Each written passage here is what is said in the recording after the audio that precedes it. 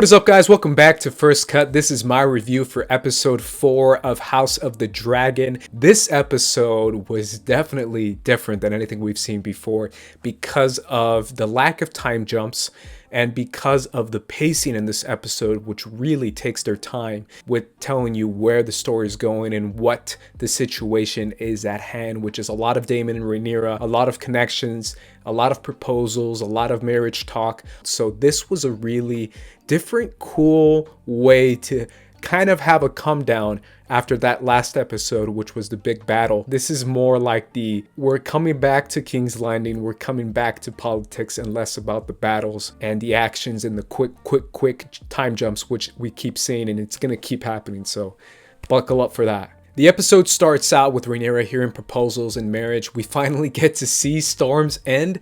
I like that we were at Storm's End, which is something that is such an iconic place, an iconic castle. I am so happy we got to see that, and we got to see how it is in the Stormlands, where kids are fighting adults and adults are fighting everyone, and everyone's just always fighting over there. It really is that hectic environment that Robert Baratheon was raised on, and we finally get to see it in action, which I thought was really cool. We also get to see Daemon return to King's Landing and place the crown to Viserys. This was a cool moment because, again, it's also book accurate, and it reveals that there's still a love for Daemon there. Viserys is always going to love his brother no matter what he does, pretty much. So I like that they introduced that in the show, and I like that the audience that was there, all the lords and ladies, applauded and were happy because Daemon is kind of getting some respect. Remember, after defeating the Craft Feeder in the Stepstones, he really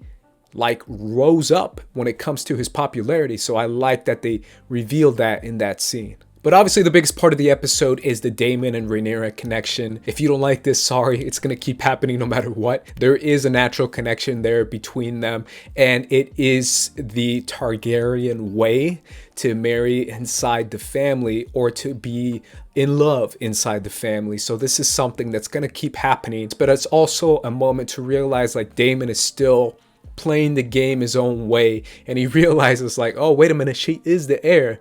So technically, if there is that marriage there, that's a way up. So I really do feel like that entire sequence, that entire thing between Daemon and Rhaenyra is what the episode was centered on, which was very important. We also got to see the Criston Rhaenyra love connection finally come to fruition. So for anyone who's not familiar, he is a Knight of the Kingsguard. So technically he's breaking his vows, and also he cannot marry. So if there's anyone who's shipping them to be married, sorry, it can't happen, at least not inside the story. So we got to see that in action though, where Criston Cole kind of submits to Rhaenyra's wants, but also kind of feels a little bit of shame afterwards. We see when he re-enters the room, he still feels that heaviness that is inside of him because he did break his vows, and he is a Knight of the Kingsguard. So I still feel like that's a very important thing that's going to keep coming up in the future.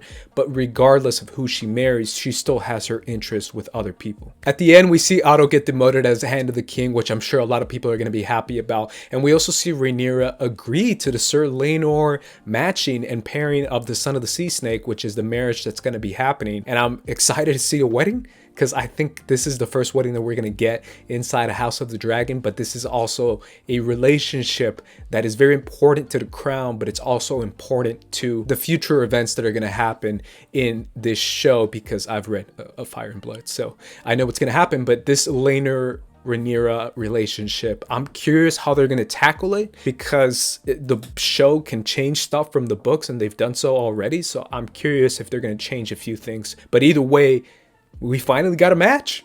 Rhaenyra's getting married. I'm definitely curious to hear what people think about this episode, but I enjoyed it. I like the come down. I like the slower pace. I like the relationship dynamics. I like the Alicent stuff a lot more this episode than last episode, where it seemed like she was very, very quiet and not really changed much, but it feels like in this episode we get to see her struggles, we get to see her speak up a little bit more.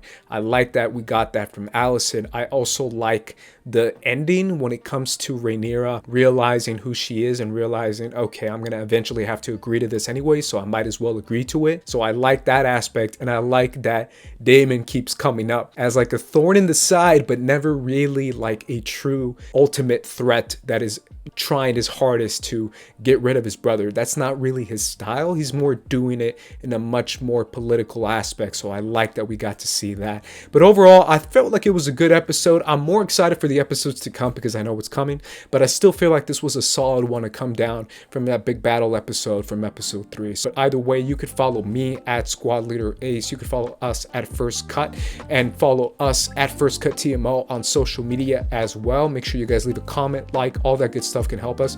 But either way, guys, for the First Cut crew, I'm going to be peacing out, so peace.